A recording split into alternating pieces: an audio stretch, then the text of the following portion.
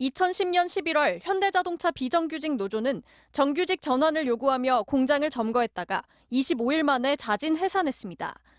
현대차는 파업 참가자 29명에게 278시간 공정 중단에 따른 손실 20억 원을 물어내라고 소송을 냈습니다. 3년 뒤 비정규직 노조는 공장을 1시간 점거했는데 현대차는 이번에도 63분어치 피해액 4,500만 원을 청구했습니다.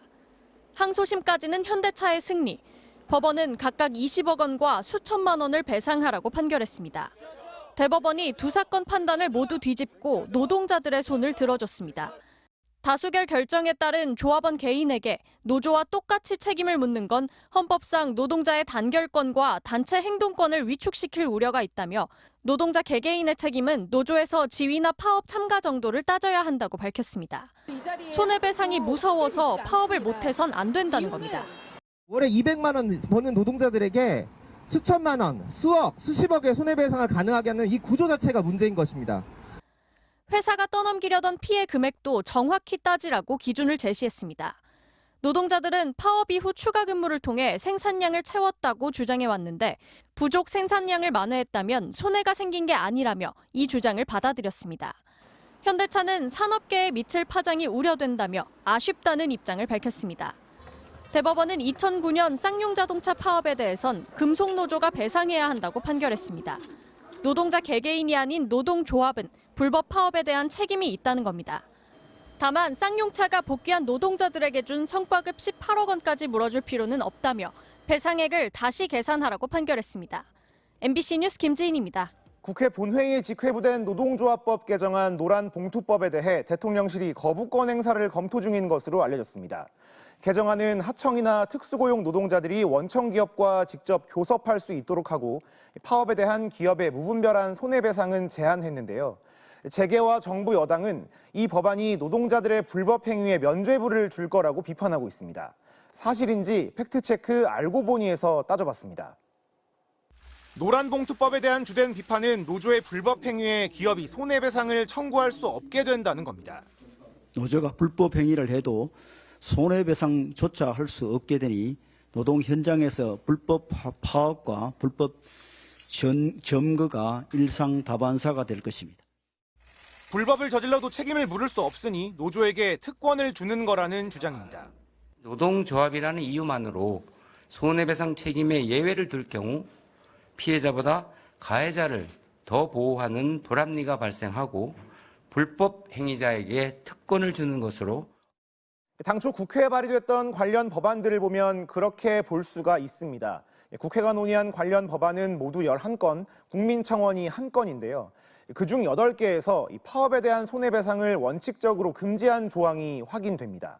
그런데 최종 의결된 법안에는 이런 내용이 모두 빠졌습니다. 이 법안을 논의하는 과정에서 제외된 겁니다. 조합원 개인에 대한 손배 청구 제한과 노동조합에 대한 손해배상 청구액을 제한하는 법률안을 발의한 바 있습니다. 하지만 이번 대안에는 그것이 반영되지 못했습니다.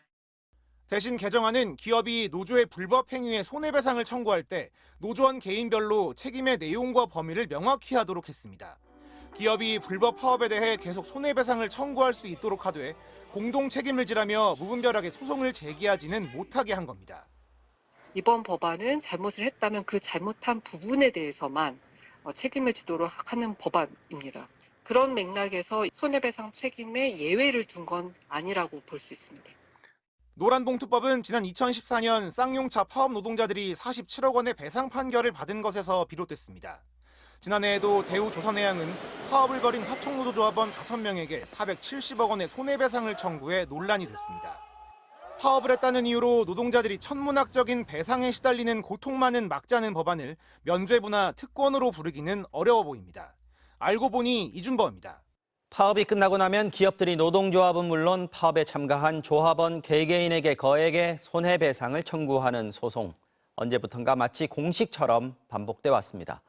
노동조합을 압박하고 와해하는 데는 돈만큼 효과적인 수단이 없었다는 거겠죠.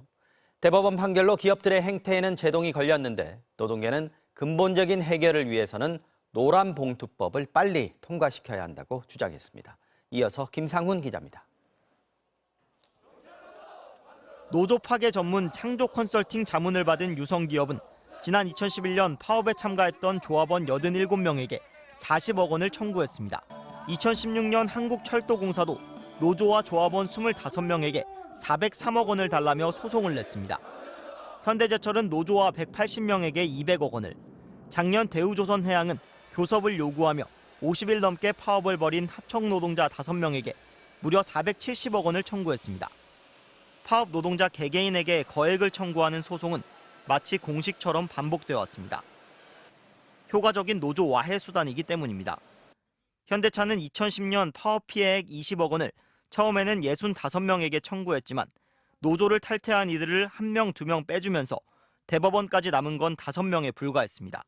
노동조합을 탈퇴하면 손배를 처리시켜주겠다. 노동조합이 쪽수가 줄어들면 이제 그만큼의 쟁의의 영향력이 축소되지 않습니까? 불법 파업의 원인을 제공한 회사 측에 대해선 법원이 지나치게 관대하다는 지적도 나옵니다. 현대차는 2년 넘게 일한 하청 노동자들을 정규직으로 전환하지 않고 불법 파견해왔고 비정규직 노조는 이 때문에 파업을 벌였습니다. 불법 파견 혐의로 기소된 현대차 법인에게 1심 법원은 벌금 3천만 원을 선고했습니다. 기업이 어떤 불법을 저질러도 형사적으로 처벌하지 않은 상태에서 노동자들이 저항한 쟁의행위에 대해서만 손해배상 청구를 할 수 있도록. 이번 대법원 판결로 노동자 개인에게 책임을 묻는 기업 행태에는 제동이 걸렸습니다. 노동계는 노조 파괴용 소송은 여전히 진행 중이라며 노란 봉투법을 즉각 입법해달라고 요구했습니다.